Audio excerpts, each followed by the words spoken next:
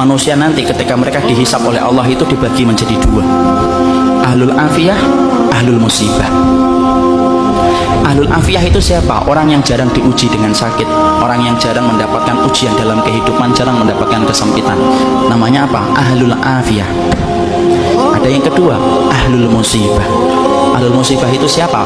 Orang yang hidupnya banyak sakitnya, banyak ujiannya, kesempitannya, kesulitannya. Itu namanya ahlul musibah. Ya. Ketika mereka dihisab oleh Allah Subhanahu wa taala, Allah kemudian menyampaikan bagi dua, ahlul afiyah dengan ahlul musibah. Kemudian Allah berfirman, "Uhsub." Hisab itu ahlul afiyah, ahlul musibah dulu. Ahlul musibah kemudian dihisab oleh Allah lebih dulu. Para malaikat menghitung satu persatu perbuatannya dan menghitung bagaimana ujian yang dia rasakan dalam hidup ketika bersabar. Kemudian para malaikat setelah mendapati semuanya selesai, mereka lapor sama Allah, "Ya Allah, ahlul musibah tidak tersisa dari dosanya kecuali sedikit, dan mereka mendapatkan pahala yang besar karena mereka bersabar atas segala musibah yang kau berikan dalam kehidupan di dunia." Antum tahu? Allah kemudian berfirman, "Utuhum salasa." Kasih mereka tiga perkara: khairan, mangzilah, dan afiyah. Khairan, beri mereka kebaikan. Kebaikan kalau di akhirat apa? Surga. Beri mereka yang kedua, mangzilah.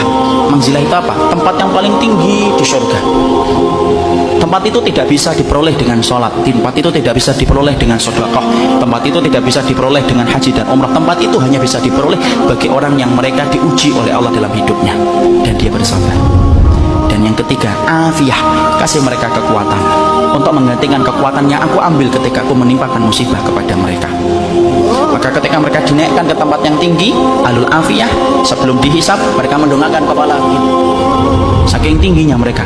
Dan ketika mereka melihat kedudukan ahlul musibah semacam itu, mereka sebelum dihisab berkata kepada Allah, "Ya Allah, kalau kami ngerti di balik setiap ujian seberat ini Engkau mengganti setiap kesulitan mereka, tolong ya Allah hidupkan kami lagi, lalu kasih kami ujian, potong-potong daging kami, daging-daging yang kecil, kami sabar untuk merasakan itu sampai mati, supaya kami mendapatkan tiga yang Kau janjikan kepada ahlul musibah saudara-saudara kami."